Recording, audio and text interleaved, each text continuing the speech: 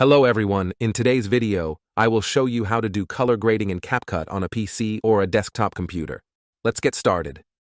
As you can see, I already opened the Capcut on my PC screen. Let's click over the Start Creating to proceed. Here we are in the Capcut video editor. To apply the color grading effect, we need a video, so I will go to the Media section, import a footage from the PC. Select the footage and then click over Open. The footage is imported into the Media section. Drag the video on the track. Now go to the top bar and open Adjustment. As we are going to use a custom adjustment, simply drag this custom adjustment layer over the footage. Adjust the layer size by dragging on the track. Once you set the layer on the right side of the video, an adjustment section is open. In the basic, we have the lot. If you click over here, a drop-down will open. If you installed a lot, that will be shown here.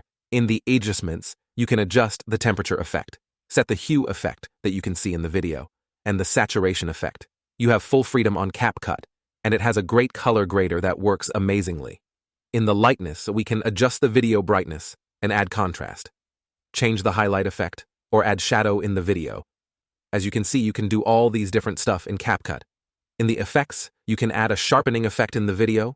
Video particles are highlighted if we increase the value, and the video visibility decreases if increase the fade effect. And lastly, we have the vignette effect.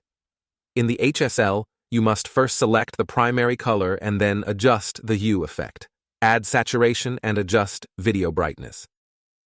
This is how you can do color grading in Capcut on your PC. I hope this video is helpful for you. If you have any question, don't hesitate to comment down below, and thank you for watching.